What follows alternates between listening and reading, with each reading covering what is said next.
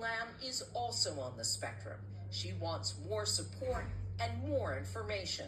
We know that autism has a genetic component, but we need to do more research to understand it better.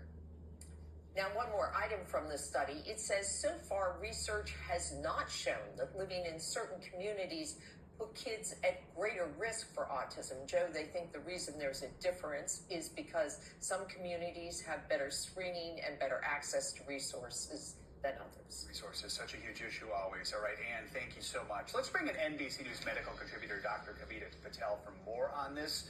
Dr. Patel, good morning. Just first of all, what do you make of these numbers, this new report? Did it surprise you at all?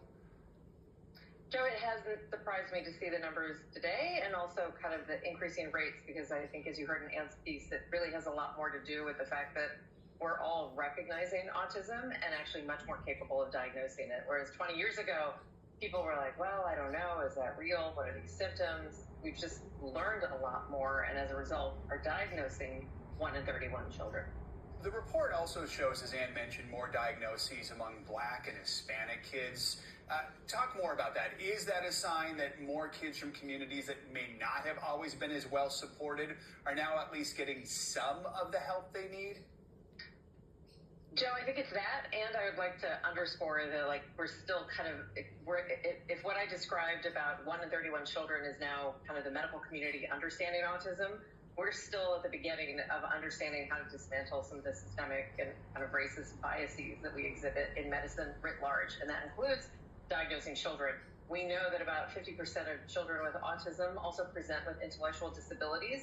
We know that for Black and brown children, we have to wait until those intellectual disabilities are so kind of apparent and obvious that then we see these diagnoses. That's a direct result of just delayed diagnosis, delayed access. But I think you're kind of underpinning that this is an incredible opportunity to do the kind of research that I hope we can continue to do, where we try to dismantle those disparities. We're trying to see why we are underdiagnosing in some populations or overdiagnosing in other populations.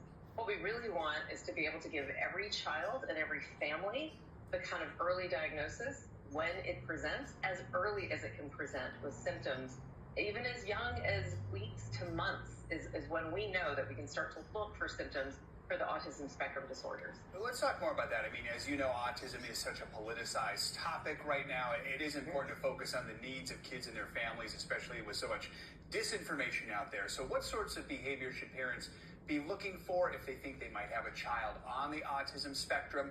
And then what should the next steps be? Yeah, I try to tell parents that, when in doubt, check it out. That sounds trivial and trite, but it's true. I think every parent, family member has that gut sense that well, I think something's off. I can't put our fingers on it, but I think some early signs, especially in the under 12 months age group, is kind of eye contact, babbling.